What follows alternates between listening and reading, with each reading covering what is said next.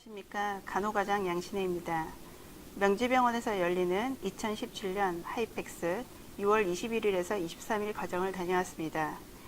환자 경험에 대한 이야기와 서비스 디자인에 대한 이야기가 작년부터 병원계의 화두로 떠올랐고 막연히 뭔가를 준비해야 한다는 생각만 가져오던 차에 이번 워크숍은 여러모로 의미가 깊었던 시간이었습니다. 주의 깊게 들었던 강의 중에 금일 제가 말씀드리고자 하는 내용은 서비스 디자인으로 혁신하는 공공병원 사례에 관한 이야기입니다. 서비스 디자인으로 공공병원의 혁신을 주도하는 그 중심에는 서울의료원 시민공감 서비스 디자인 센터가 있습니다. 서울시에는 13개의 시립병원이 있습니다. 서로 영향을 주고받으며 서비스 디자인에 대한 자문을 구하고 의견을 나누는 시민공감 서비스 디자인 센터를 서울의료원에서 현재 운영하고 있습니다. 여러분은 공공의료기관이라고 하면 어떤 이미지가 떠오르십니까? 대개는 저렴한 곳, 불친절하고 불편하고 불결한 곳이라는 이미지가 강하게 있습니다. 이러한 이미지를 개선하는 과정은 병원에 있는 환자 경험뿐만 아니라 병원에 오는 과정과 또한 병원을 나서면서 느끼는 경험까지 모든 것을 총괄해서 개선하는 과정을 이야기합니다. 서울의료원의 시민공간 서비스 디자인 센터에는 센터장인 피부과 의사, 서비스 디자이너 팀장, 교육기획 담당으로는 인터랙션 디자이너, 공간기획 담당으로는 건축 디자이너가 같이 협력해서 일을 하고 있습니다. 서비스 디자인의 기본 개념은 다양한 안경을 쓰고 맥락을 바라보자인 것입니다. 개선하고자 하는 첫 번째 기본적인 주제에 있어서는 도대체 사람들은 왜 병원에서 길을 잃을까였습니다. 병원에는 사인볼이 많고 안내하는 곳도 많은데 왜 길을 잃어버리고 헤맬까라는 의문을 가지게 되었습니다.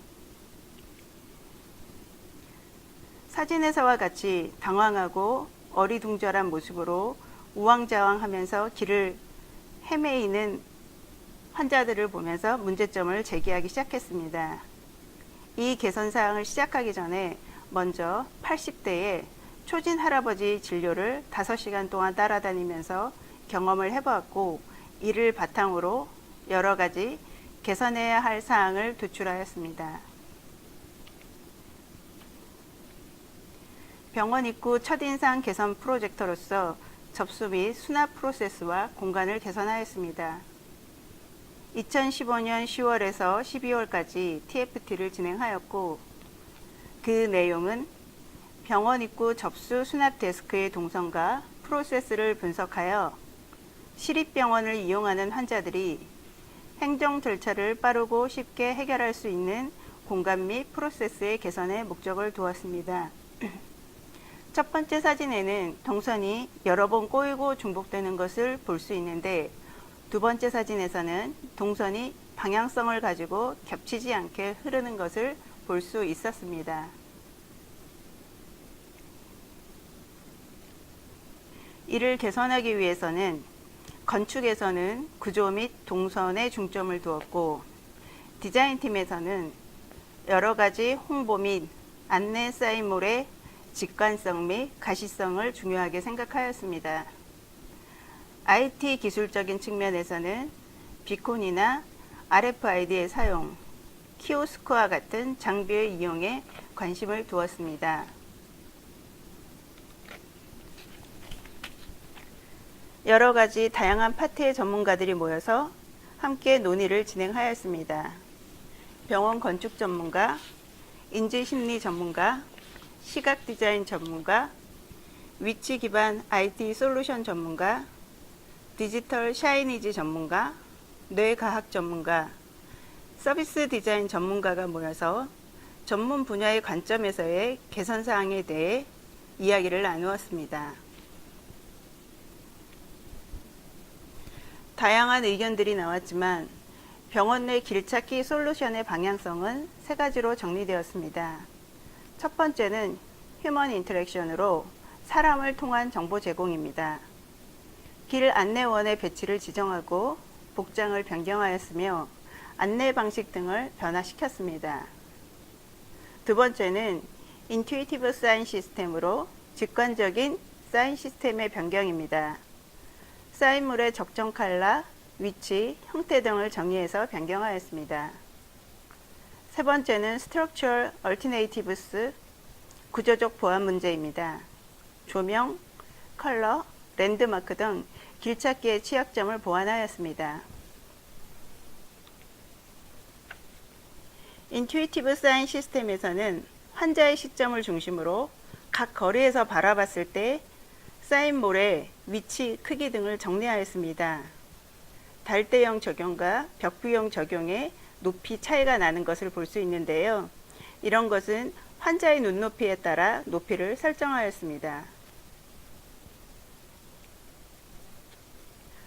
또한 사인물의 방향도 일방향과 양방향 적용하였고 각 글자의 폰트도 적용하였습니다. 각 위치의 사인 안내몰, 그 외 추가로 진료 절차 안내 사인 등을 용도에 맞추어 글자 폰트, 사이즈 등을 통일하여 정리하였습니다. 다음은 달대형 예시 표시입니다. 각 안내하고자 하는 방향에 따라 일방향, 양방향, 세 방향 등에서 사인몰을 정리하여 전시하였습니다. 위와 같은 개선 활동을 통해 개선 전과 개선 후 상황을 비교하여 보았습니다. 번호표 발행 후 대기 인원수가 동시간대 평균 30명이 감소하여 67%의 감소율을 보였습니다. 자리에 앉지 않고 서 있는 대기 환자 및 보호자가 25% 감소하였고 수납 키오스크 앞에 대기자도 34% 감소하였습니다. 시각적 혼잡도도 개선되었고 휠체어 전용 좌석을 활용하여 대기 공간을 쾌적하게 정리하였습니다.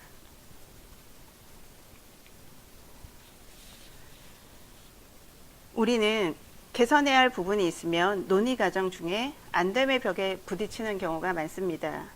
그건 안 돼. 그건 네가 몰라서 그러는데 땡땡 때문에 안 돼. 우리도 전에 해봤는데 땡땡 때문에 그래서 안 되는 거야. 절대 안 돼 라는 다양한 안 돼의 벽을 만나게 됩니다. 그럴 때는 모여서 논의를 합니다. 아이디어를 도출하기 위한 워크숍을 하고 아이디어를 분류해서 정리하는 워크숍, 또 아이디어 롤링 워크숍, 각 개념별로 인비즈닝, 상상하는 워크숍 등을 진행합니다.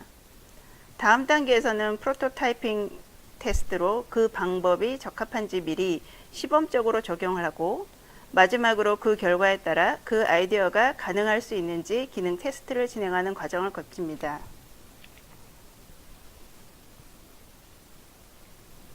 즉 아이디어엔 불가능이 없다는 것입니다. 단지 어떻게 적용하는지 방법을 모색하는 게 중요하다는 점입니다. 서울의료원에서는 시민들의 아이디어를 도입하기 위해 헬스케어 이노베이션을 위한 메이커톤을 만들었습니다. 이는 디자이너, 엔지니어, 기획자 등 다양한 분야의 메이커들이 무박 2일 동안 아이디어를 내어 시제품을 제작하는 경진대회를 말하는 것입니다. 13개 시립병원 의료 종사자들로부터 다양한 개선사항에 대한 니즈를 셀렉션하였습니다. 100개가 넘는 아이디어가 나왔고요. 이를 크게 5가지로 나누면 어떻게 하면 환자가 머무는 병실이 좀 더 스마트해질 수 있을까? 어떻게 하면 수술 전 환자와 보호자의 불안감을 덜어줄 수 있을까? 어떻게 하면 아이들에게 친화적인 병원이 될 수 있을까? 어떻게 하면 병원에 있는 환자들이 또는 의료진들이 더 자주 손을 씻을 수 있을까? 그 다음 마지막 자유주제로 헬스케어와 관련된 모든 아이디어로 5가지 분류를 하였습니다. 메이커톤 팀은 기획자, 개발자, 디자이너 등 다양한 일반 시민 직종군에서 모집하였습니다. 총 지원자 300명 가운데 70명의 참가자를 선발하였습니다. 참가자는 3주간 병원 체험을 통해 개선하고자 하는 아이디어들을 발굴하였습니다. 5월 1일에는 모두 다 같이 모여 발굴된 아이디어가 과연 적합한지에 대한 아이디어 진료실을 개최하였고, 각 아이디어별로 묶어서 팀 빌딩을 시행하였습니다. 박원순 시장도 서울의료원을 방문하여 이러한 노력들을 치하하였습니다.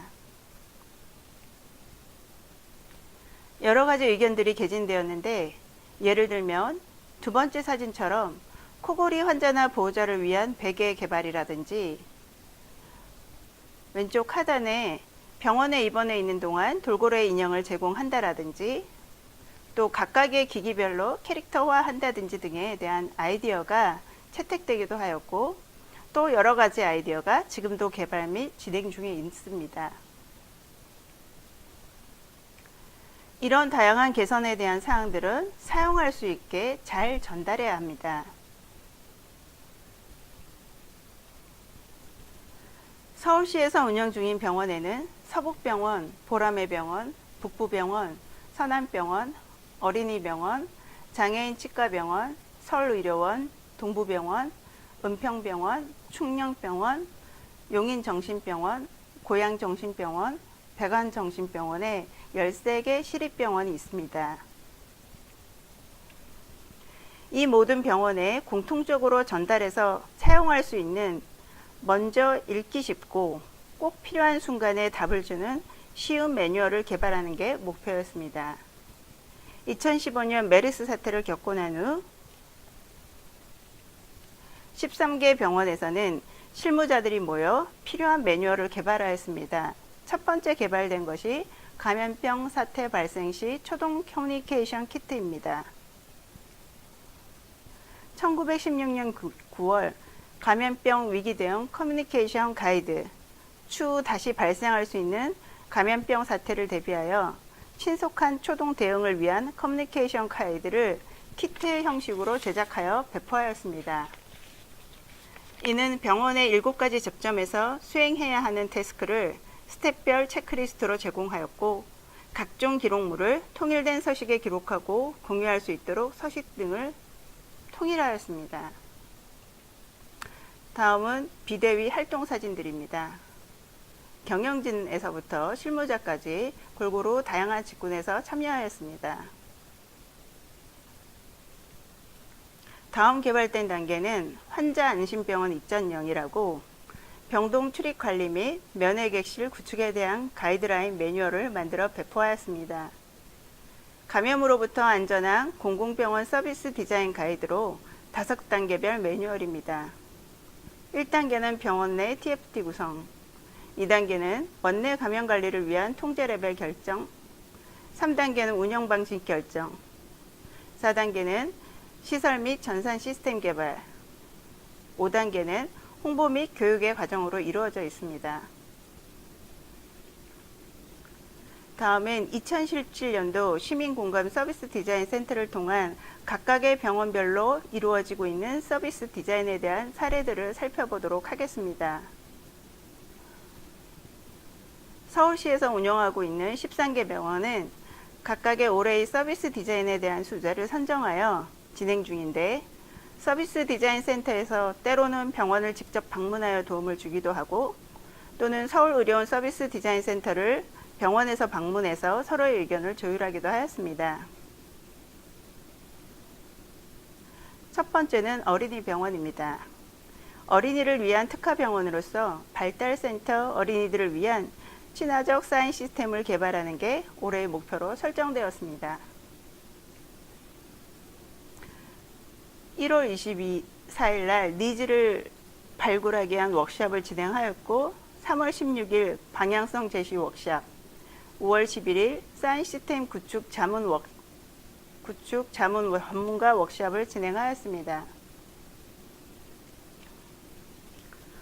두 번째 사례로는 동부병원입니다.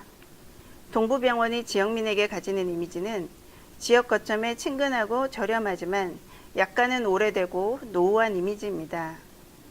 동부병원이 가지는 장점은 쉽게 이용 가능한 가격의 장례식장입니다. 이에 장례식장을 개선하는 서비스 디자인을 올해 목표로 잡았습니다. 그래서 2월 1일 날 니즈 발굴 워크숍을 진행해서 아이디어를 개선하였고 3월 22일 날 아이디어의 방향성을 제시하는 워크숍을 전문가를 모시고 진행하였습니다. 4월 5일에는 서울의료원을 방문하여 라운딩 및 자문을 구하였고 4월 18일 장례식장 구축 방향의 보고회를 가지는 등 목표 달성을 위해서 노력하고 있습니다. 세 번째는 서북병원입니다. 서북병원의 특성은 결핵 환자입니다. 병동 입원 환자뿐 아니라 외래를 찾은 많은 환자들이 이용하는 검사가 객단 검사입니다. 이에 객단 프로세스를 개선하기 위한 서비스 디자인을 올해의 목표로 삼았습니다. 2월 16일 니즈 발굴 워크숍을 진행하여 실무자들이 참여하여 의견을 나누었습니다. 3월 9일 방향성 워크숍을 진행하였고 3월 29일에는 체담실 위치 선정 자문을 전문가를 모시고 하면서 방향성 제시 워크숍을 다시 시행하였습니다. 4월 28일에는 리서치 분석 워크숍을 진행해서 목표 달성을 위해 노력 중에 있습니다. 다음은 5개 정신병원 합동 워크숍으로 진행한 얘기를 말씀드리겠습니다.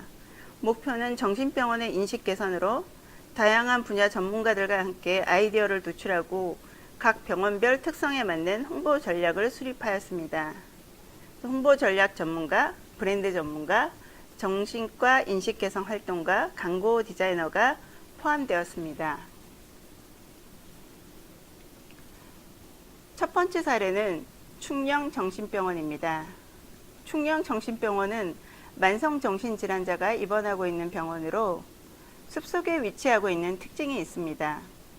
이에 숲 힐링 프로그램 기획을 통해 다양한 분야의 전문가들과 함께 충령정신병원 숲을 함께 걸으며 아이디어 워크숍을 진행하였습니다. 홍보 전략 전문가, 숲 힐링 기획자, 브랜드 전문가, 정신과 인식 개선 활동가, 광고 디자이너, 여행 및 축제 기획자, 공원 조경 기획자 등이 참가하여 숲 힐링 프로그램의 일정 및 루트를 결정하였습니다. 2월 3일에는 니즈 발굴 워크숍을 진행하였고 3월 13일에는 방향성 제시 워크숍, 3월 28일에는 사인 시스템 디자인 자문을 구하였습니다. 그리고 4월 8일에는 숲 힐링 프로그램을 진행하고 있는 힐리언스와 화담숲을 방문하여 벤치마킹을 진행하였습니다. 두 번째는 은평병원입니다. 은평병원의 특성은 급성기 정신질환자들이 주로 입원하는 병원입니다. 이에 급성 환자가 있는 강박격리실을 개선하는 활동을 올해의 목표로 잡았습니다. 2월 9일 니즈 발굴 워크숍, 3월 30일 2차 니즈 발굴 워크숍을 통해 5월 16일 방향성 제시 워크숍까지 진행하였습니다. 세 번째는 용인정신병원입니다. 만성정신질환자들이 주로 입원하는 곳으로 올해 서비스 디자인은 정신병원 종사자들의 감정노동 해소를 목표로 설정하였습니다. 2월 14일 니즈 발굴 워크숍을 진행하였고 3월 20일 방향성 제시 워크숍, 4월 21일 직원 목소리 수렴 과정을 진행하였습니다. 그 외 시립병원 서비스 디자인의 과제로는 폭력 및 폭행 대응 매뉴얼 공동 개발이 있습니다.